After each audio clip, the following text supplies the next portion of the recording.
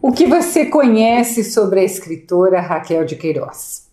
Se você respondeu que sabe pouco, eu lhe aconselho a ver aqui no canal o vídeo Quem foi Raquel de Queiroz? E por quê? Porque ela é uma escritora que se coloca muito em suas obras. Vários personagens da Raquel ou situações que seus personagens vivenciam realmente aconteceram, ou com ela, ou com seus amigos, ou com seus familiares, né? Então, conhecer a biografia eu sempre gosto, eu repito isso muito aqui no canal, mas no caso da Raquel e de outros escritores que eu sempre cito, nos ajuda muito a conseguir interpretar melhor os seus romances. Eu vou deixar o link na descrição, te aconselho então a assistir Quem foi Raquel de Queiroz. Eu sou Miriam Bevilacqua, professora, jornalista, escritora, mestre e doutora em literatura, e você está aqui no meu canal. Aqui no canal o mais importante é divulgar literatura, é fazer com que as pessoas leiam mais e gostem, né? Tenham prazer em ler. Eu fico muito triste quando eu vejo os números e a leitura no Brasil só cai. Nós temos que reverter isso. Bem, eu poderia entrar na obra de Raquel de Queiroz por qualquer dos seus romances, porque, apesar, claro, são temáticas diferentes, né? Eles têm histórias e temas diferentes, eu acho que eles se equivalem, não tem um mais fácil, um mais difícil, né?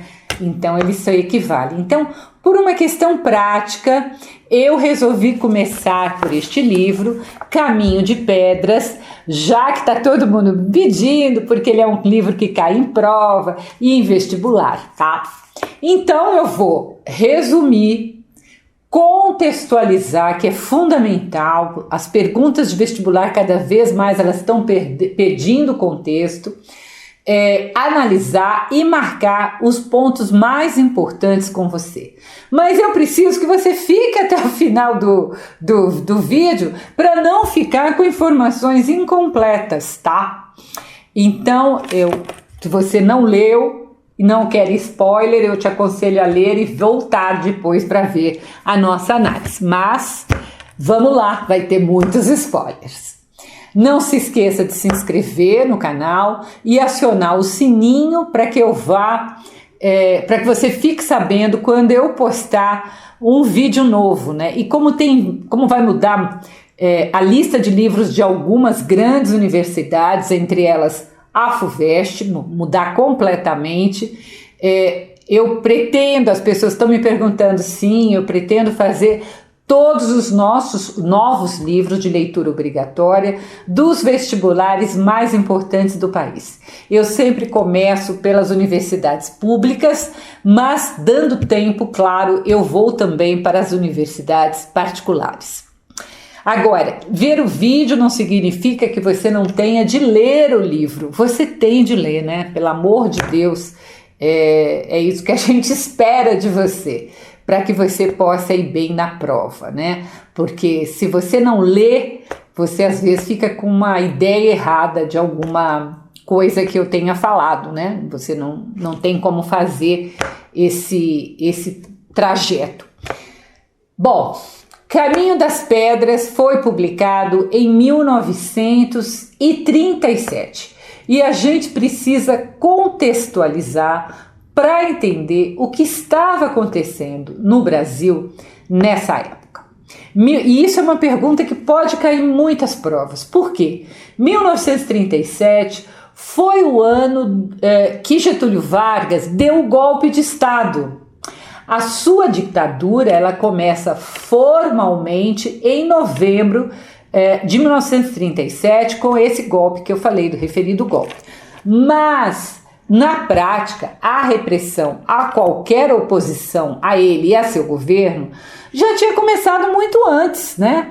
Afinal, o Vargas, ele estava na presidência desde 1930, gente, é muito tempo. Não podemos esquecer que em 30, Getúlio havia perdido as eleições para o Júlio Prestes e só se tornou presidente porque foi dado ali um primeiro golpe de Estado. Então, é feito um governo provisório e é colocado Getúlio ali no lugar. Em 1934, quem o elege não é o povo, mas a Assembleia Constituinte. Então, apesar da gente pensar formalmente, né, que ainda não era uma ditadura de 30 a 37, o regime já era completamente opressor, né? Tem aqui no canal Olga, que fala bem, eu falo bastante desse período, vou também deixar o link na descrição. Em 1937, Getúlio deu formalmente o golpe para evitar as eleições que aconteceriam em janeiro do próximo ano, de 38, né? Quando então ele teria de deixar o poder, ele já estava 7 anos no poder. O que acontece? O Vargas inventa que haveria uma ameaça comunista, e isso é o grande terror de gente que acha que comunista come criancinha, não tem a menor ideia, não estuda, não sabe o que são os movimentos de esquerda. E claro, né, ele se apropria, então, mais uma vez, da presidência, proibindo a existência de todos os partidos políticos a partir de dezembro de 37. Então, mesmo o governo Vargas tendo endurecido ainda mais a partir de 37, antes disso, né, que é o que leva, né, a vida ali da Raquel, que eu vou explicar, antes disso, o país já vivia uma época de opressão, de perseguição, prisão e morte de todo mundo que pensasse diferente. É isso que fazem as ditaduras de direita ou de esquerda, né? Ele não admite que você pense diferente. Raquel de Queiroz, que havia nascido lá em 1910, tinha então 27 anos quando ela publica esse livro, mas ela já era uma escritora reconhecida desde seu primeiro romance, que foi o 15, que foi escrito, gente, quando ela tinha apenas 19 anos. Então, ela já vinha fazendo sucesso de público e de crítica, e já era jornalista, já publicava crônica, então o livro já tinha ali, quando foi lançado, uma boa repercussão. As ditaduras, obviamente, podem ser de direita ou de esquerda. Aqui no Brasil, elas sempre são de direita, né? Os militares são de direita, né? E o que vai acontecer é que a Raquel de Queiroz, ela era de esquerda, como é a grande maioria dos escritores. Então, uma pessoa de esquerda, conhecida numa ditadura de direita, ou antes até da ditadura, mas numa repressão de direita, é claro que ela vai ser bastante perseguida. Ela era uma escritora politizada, ela participava ativamente da vida política do país, né? E, claro, sendo de esquerda, ela vai ser não apenas investigada, vigiada, mas também presa pelas forças ditatoriais. Não foi apenas uma vez, tá, gente? A Raquel, ela é presa mais de uma vez. A escritora chegou a se inscrever como membro do Partido Comunista e sua primeira prisão acontece em 1932. Então vejam, antes da chamada ditadura já tinha a repressão. Depois que ela rompe com o Partido Comunista por outras razões lá, ela ainda é candidata a deputada federal pelo Partido Socialista. Socialismo e comunismo não é a mesma coisa, tá, gente? Pelo amor de Deus. E ela vai ser, então, candidata em 1934, ela vai perder. E aí a situação nos próximos anos vai ficando muito complicada. Ela e o marido, então, resolvem se afastar da política, pelo menos formalmente. Em 1936 acontece uma tragédia. A Raquel perde sua única filha com meningite e também o seu irmão caçula. E é logo depois que tudo isso acontece em sua vida que ela escreve este romance, Caminho de Pedras. Então, se você lê o livro, você vai perceber que o livro tem muitas semelhanças com a vida da escritora. Isso é bem bacana da gente perceber como o escritor leva para sua obra a sua vivência. Vamos à história. O personagem Roberto estava de volta à Fortaleza depois de 10 anos de ausência. Estava ali em um café, observando umas moças que tinha ali no café, 2 moças, quando um homem de aparência muito simples, provavelmente um pedreiro, se aproxima do Roberto e diz que já o conhecia do Rio de Janeiro, né? Mas a gente percebe que esse homem está lá no café por causa do Roberto. Roberto lhe entrega uma carta que ele lê com dificuldade e diz que então vai entregar essa carta ao pessoal. A gente não sabe quem é o pessoal. E depois ele traz a resposta do pessoal para o Roberto. Ainda pergunta por que o Roberto tinha deixado o Rio de Janeiro e Roberto lhe diz que é porque estava sendo muito visado pelos tiras. Então, por isso, por esse primeiro momento, a gente já entende do que é que vai se tratar o livro. Roberto é jornalista, diz que vai procurar emprego em algum jornal de Fortaleza e está morando em uma pensão perto ali daquele café. No café também, então, há aquelas 2 moças que chamam a atenção de Roberto, mas nesse primeiro momento ele não conversa com elas, tá? Mas essas moças, claro, uma delas vai ter uma grande importância na sua vida. No segundo capítulo, o Roberto ele está sendo apresentado por um operário chamado Luiz, a um grupo de trabalhadores. Luiz diz ao grupo que o Roberto está em Fortaleza para organizar as bases da organização, né, na região. Todos ali naquela reunião se chamam por camaradas e nós, leitores, percebemos logo que é uma reunião de algum movimento de esquerda, né? Os operários desconfiam de Roberto por ele não ser da mesma classe social e nem ser um operário como eles. O mais resistente ali do grupo dos operários a Roberto não só a Roberto, mas a outros intelectuais, é o negro apelidado de 21.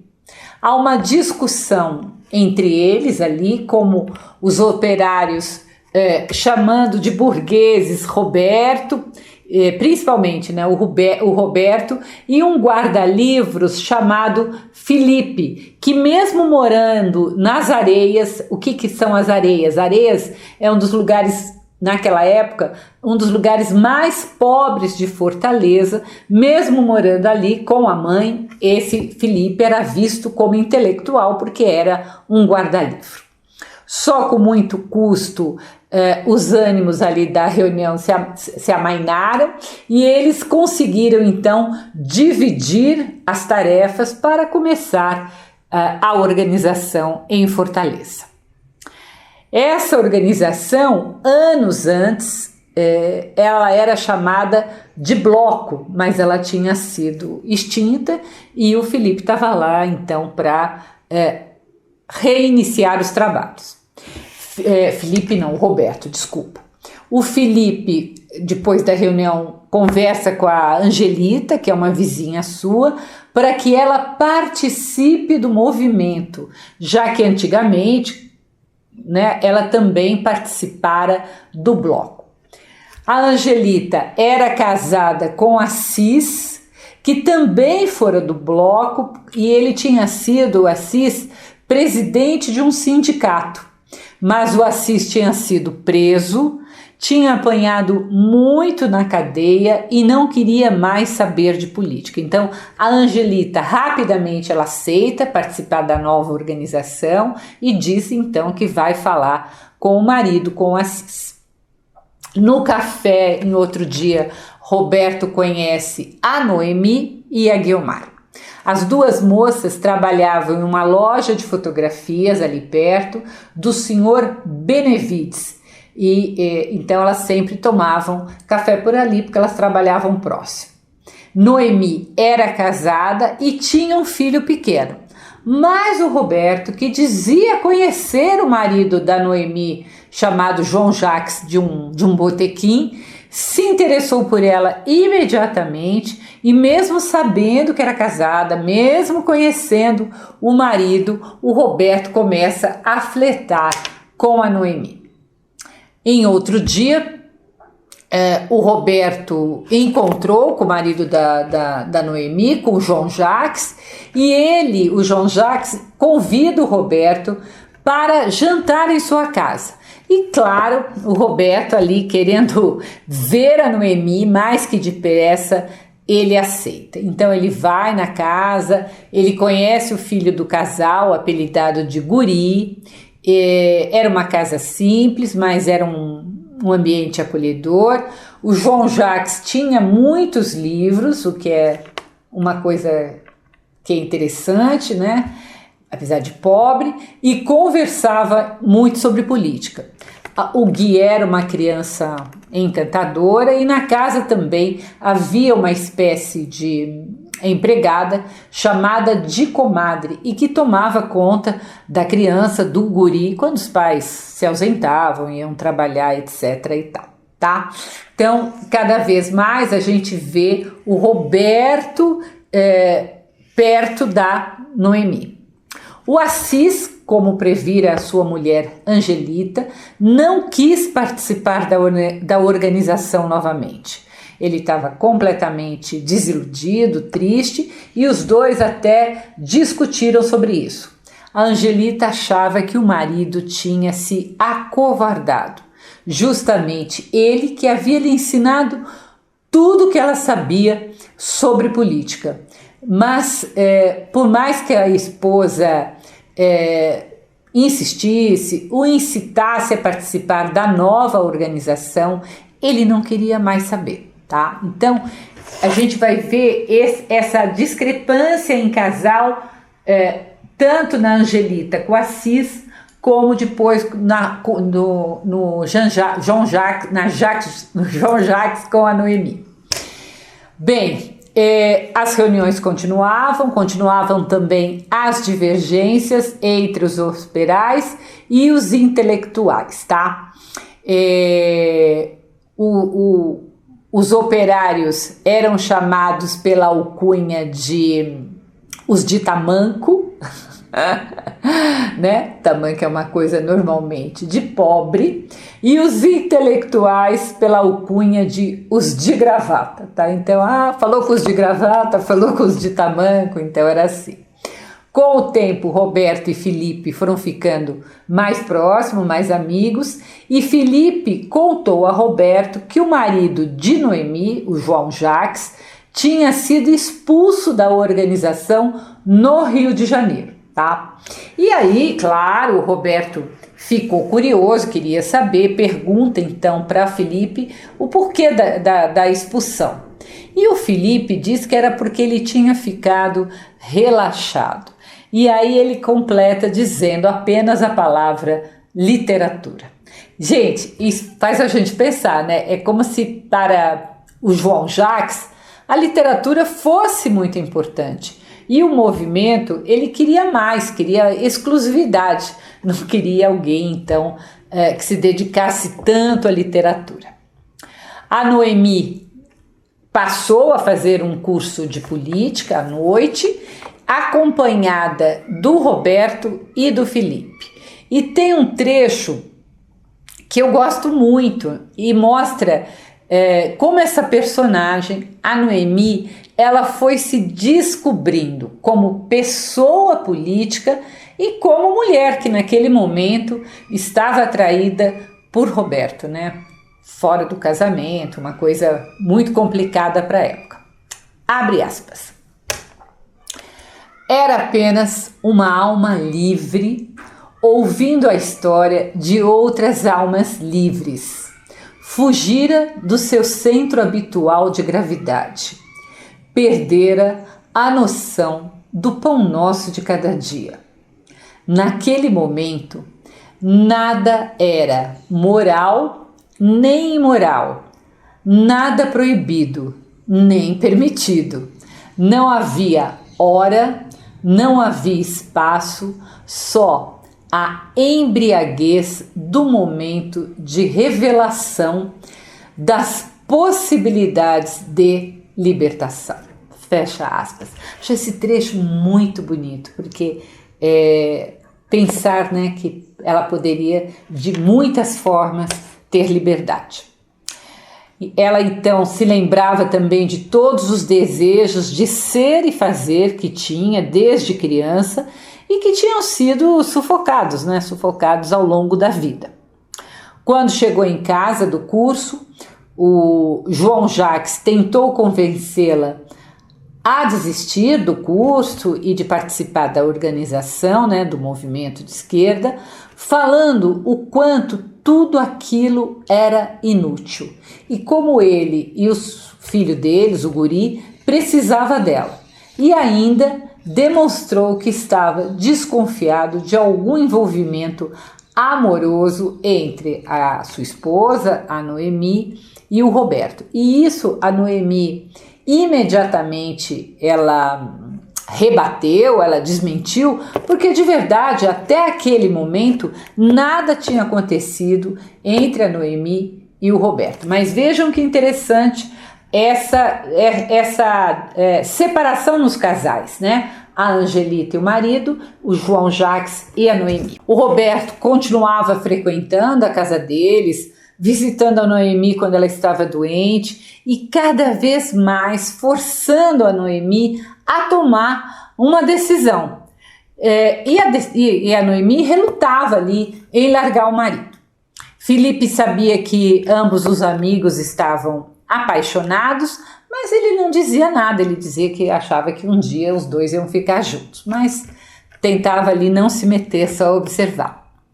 Certa vez foram todos a um comício, a Noemi, o Roberto, o Felipe, a Angelita com filho pequeno, outros do movimento que não são muito importantes para a história, o Nascimento, o Samuel, né?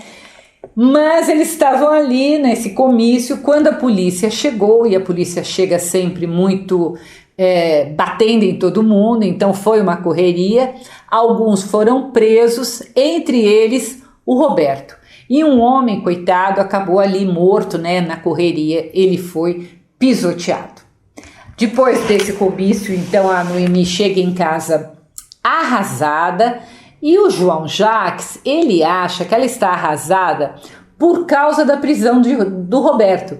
E ela fica furiosa, né, porque ela chama o marido de covarde, porque ele não foi ao comício. E eles acabam, então, tendo uma grande briga ali, mas, claro, ela estava realmente bastante balançada, não só com tudo o que aconteceu, mas principalmente com a prisão do Roberto. Uma semana depois, o Roberto é solto e ele vai procurar a Noemi na sua casa. Ele, então, pressiona a moça a largar o marido e ela promete fazê-lo. Eles estavam ali na porta, quase se beijando, quando João Jacques chegou. Mas não disse nada, então não se sabia o que o João Jacques tinha visto, o que o marido ali tinha visto, se ele tinha visto aquela proximidade, quase beijo deles ali. Como ele não disse nada, a Noemi também ficou quietinha e não teve coragem de dizer nada sobre deixá-lo para ficar com o Roberto. Nos dias seguintes, o Roberto sempre continuava pressionando a Noemi a largar o marido, mas chega um delegado do Rio de Janeiro que dá a ele muitas tarefas, ele fica muito ocupado e ali, mesmo sem largar o marido, eles começam então a manter relações no quarto da pensão do Roberto. Então, eles então começam a ter realmente um caso nessa época. Enquanto ali com o marido, o casamento ia se deteriorando e a Noemi ia mostrando a João Jacques que era inútil, né? Porque mesmo quando eles faziam sexo, não era uma coisa boa, então era inútil eles continuarem juntos. Alguns dias depois, é o próprio Roberto que vai na casa deles falar com o João Jacques, né? A gente nem imagina a cena, né? E ele pede então para o João Jacques uma solução, porque fala que estão os três ali sofrendo. Furioso, o João Jacques fala que vai embora no dia seguinte, embarcar para outra cidade, mas que levará o filho com ele.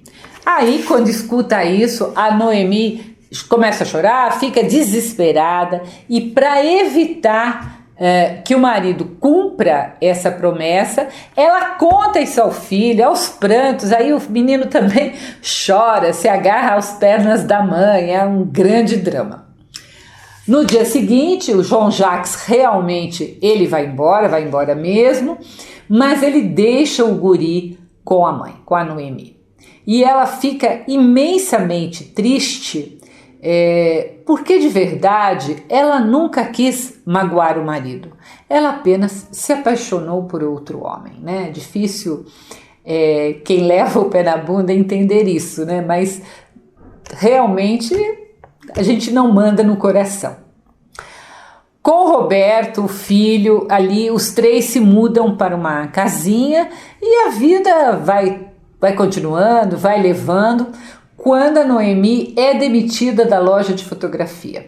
Gente, era a década de 30, não vamos esquecer, e uma mulher separada que se juntou com outro, isso era muito mal visto pelas pessoas, pelos conservadores daquela época. E o senhor Benevides disse que os clientes estavam até reclamando dele manter a Noemi ali, uma mulher, né? Puxa vida, que tinha se amigado com outro e largado o marido. Aquele moralismo antigo que a gente conhece, né? Que a gente vê até hoje, infelizmente. João Jacques escreve para o filho uma carta contando que ele estava no Rio de Janeiro e o guri adorou receber a carta do pai e pede que o Roberto leia para ele muitas e muitas vezes. Isso é um momento muito sensível, muito delicado do livro, porque fica todo mundo muito entristecido, né, e enternecido, que as coisas tenham tomado esse rumo, mas não havia muito o que fazer. Então, sem emprego, a Noemi passa a ajudar a Angelita com as costuras e ela não arruma emprego de jeito nenhum. E o Roberto convence o Felipe a ir embora de Fortaleza, porque os tiras estão em seu encalço. Um dia o guri fica doente, ele vai ficando cada vez pior. Roberto chama o médico, mas ninguém, nem o médico, sabe o que é que o menino tem, que doença é aquela. A criança só piora até que vem a falecer. Noemi sente então, e isso é bem descrito, a dor mais terrível do mundo, eu imagino, que é a perda de um filho.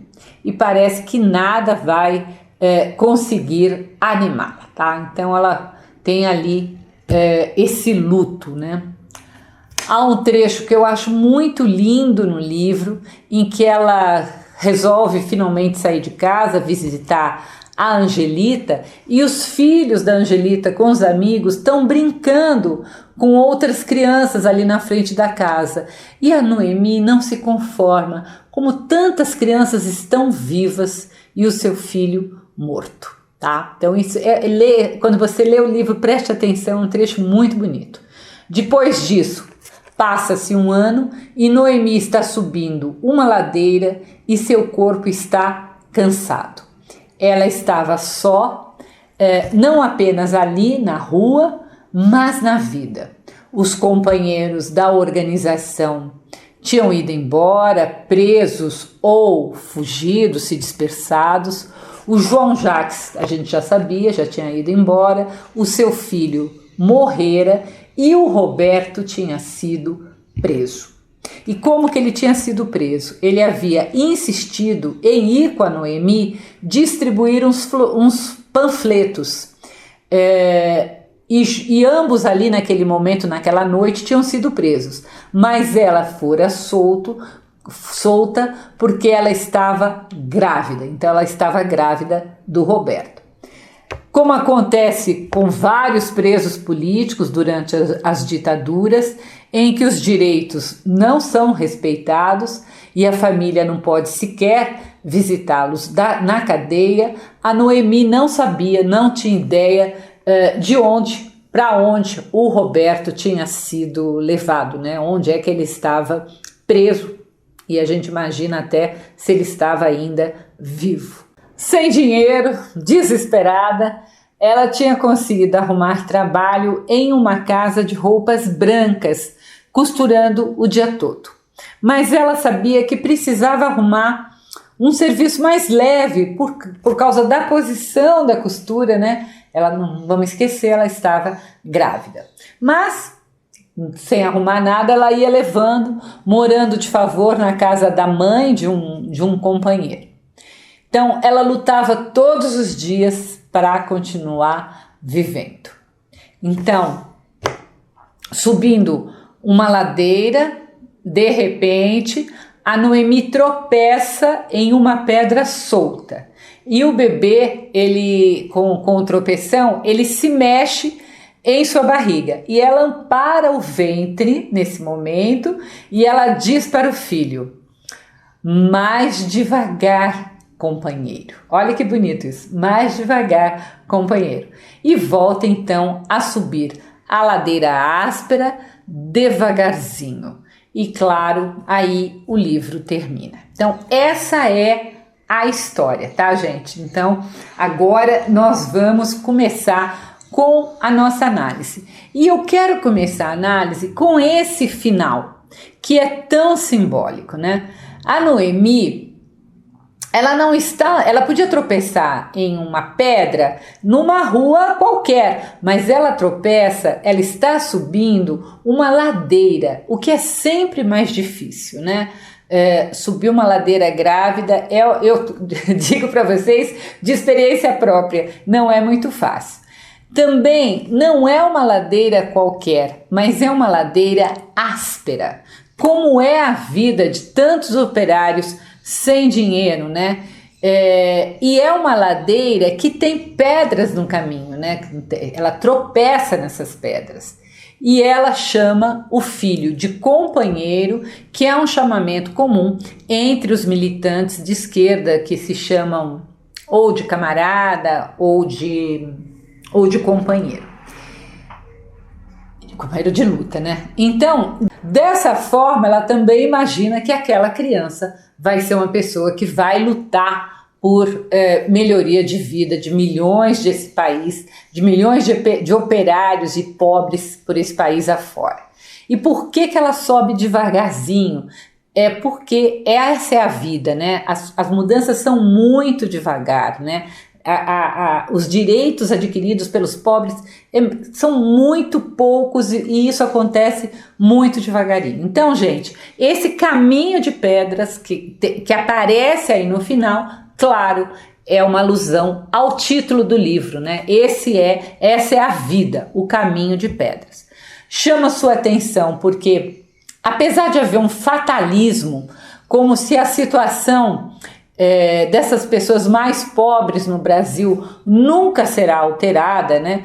Com o desânimo daquele momento que eles estavam vivendo ali da ditadura Vargas, de tanta repressão, pessoas presas, mortas, fugidas, há também o outro lado, né? E esse outro lado, o da esperança que a luta vai continuar, é o fato daquela criança, então, se mexer, desistir aquela criança que ainda nem nasceu, mas com certeza será um companheiro de luta. Então isso é muito simbólico, esse final que dá, inclusive, nos remete ao título do livro. Dá para perceber claramente que a personagem Noemi tem muito da própria autora. A Raquel também participava de reuniões clandestinas, já que a maioria das reuniões eram proibidas.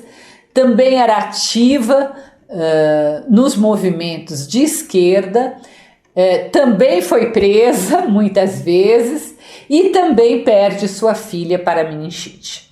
Em 1937, o marido da Raquel estava preso, ficou preso ali um bom tempo, e a autora também é presa novamente no final daquele ano, né, no ano do golpe do Vargas. Então tudo acontece em 37. Ela lança o livro, tem o golpe, ela e o marido são presos. Noemi não é uma personagem qualquer, tá? É uma mulher forte, determinada, politizada. Principalmente, gente, ela é uma mulher corajosa. Não apenas enfrentando a ditadura, a repressão, mas também deixando um casamento que não lhe fazia mais feliz. O que naquela época era extremamente mal visto pela sociedade, né? Era um caminho que uma mulher, se ela tomasse esse caminho, ela precisava de muita coragem para trilhar esse caminho. Então, o caminho de Pedras, no meu entender, ele não apenas, né, ele se refere a que é cheio de obstáculos, de pedras soltas, como nós vimos, mas não apenas ele se refere à política, claro, esse é o principal, é o mote principal, né? Mas também está presente nesse aspecto social da vida feminina daquele tempo, né? A Raquel de Queiroz, ela era uma mulher que brigava bastante pelos direitos da mulher, apesar de nunca ter se assumido feminista. Até entre os companheiros há um trecho no livro em que eles fazem, que eu acho bem interessante, uma mea-culpa de como, apesar de serem pessoas esclarecidas, que brigam por igualdade e tal, eles ainda possuem, nas palavras do personagem Roberto, os instintos de rapinagem frente às mulheres. E claro, gente, quando ele está falando de rapinagem dos homens, ele está fazendo uma relação, ele está se referindo às aves de rapina, que são aquelas que caçam as suas presas, né? E que costumam ser predatórias, né? Elas matam as presas. Então, acho interessante essa relação que a autora fez e essa meia-culpa dos homens. O que você tem de guardar é que Raquel de Queiroz mistura neste livro o público e o privado, o micro e o macro, de forma muito inteligente. Ou seja, a história privada da Noemi e do Roberto, ela se entrelaça com os movimentos políticos que são macro, né, que buscam alcançar não apenas Fortaleza, mas todo o país. Isso também é possível, gente, ela consegue esse efeito não apenas trazendo essas duas histórias caminhando lado a lado, mas ela também consegue isso ao se utilizar do narrador onisciente que tudo sabe e que dá voz aos personagens, revelando o que eles pensam e sentem nos seus momentos mais intimistas. Então, ela consegue um bom equilíbrio. Não há uma história mais importante do que a outra. A história política e a pessoal, elas se equivalem. Quando a escritora traz o racha entre os intelectuais e operários, a Raquel está corajosamente abordando um assunto que era tabu nas organizações de esquerda. Essas divergências entre operários e intelectuais, elas ocorriam sim entre eles, mas para fora da organização isso era mascarado com a ideia de a união total entre intelectuais e operários, tá? É só uma parte aqui que eu acho bem interessante também. A Raquel, ela pertence à segunda geração de modernistas, a geração de 30. Vamos relembrar mais uma vez? Eu sempre falo isso, mas é para você não esquecer. A primeira geração é a de 22, aquela que faz a Semana de Arte Moderna de São Paulo, né, que começa o movimento modernista. A segunda geração é a geração de 30, de Raquel e de outros escritores, e é muito marcada pelos romances regionalistas.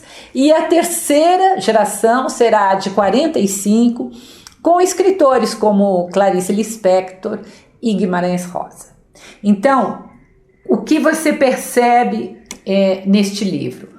O compromisso de Raquel com o modernismo em Caminho de Pedras pode ser observado na linguagem, que é sempre uma linguagem clara, no uso de fala coloquial, tanto nos diálogos como na narração. Isso é fundamental. O modernista não fala complicado, né, gente? Fala claro e simples, e na liberdade de algumas construções muito bonitas. Um bom exemplo é quando o guarda-livros Felipe chega ao escritório, ele abre um livro, o livro está cheio de números para começar a trabalhar, e o narrador diz, abre aspas, alisou a boca do tinteiro, começou a escrever, virou máquina, fecha aspas. Gosto muito desse trecho, primeiro pela originalidade da construção textual e depois porque é uma crítica ao trabalho intenso, desumanizado, repetitivo, que faz com que o trabalhador opere como uma verdadeira máquina.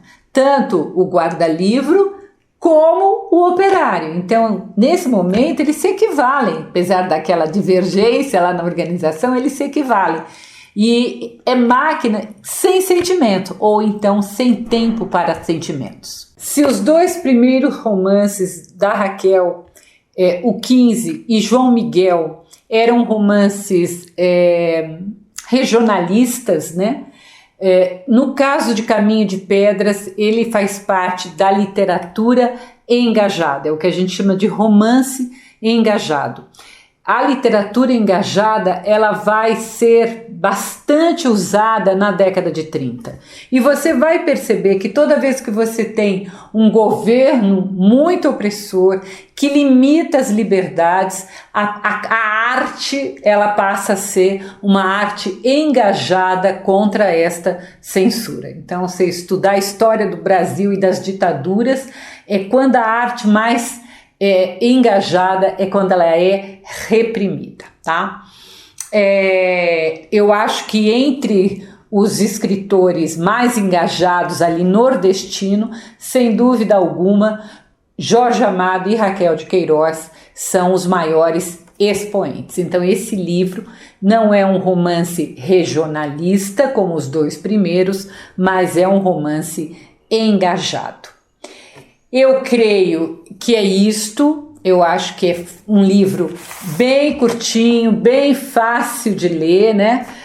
Não tem nenhuma dificuldade, mas se você tiver qualquer dúvida, deixe aqui nos comentários abaixo que eu respondo. Às vezes eu demoro, mas eu sempre respondo. Eu faço muitas coisas e às vezes eu não tenho tempo de responder, mas quando eu tenho um tempinho eu sento e respondo todo mundo, tá bom? Se você quiser conhecer minhas crônicas, eu as publico todas as terças-feiras no meu site www.miriambevilacqua.com.br. Até o próximo vídeo.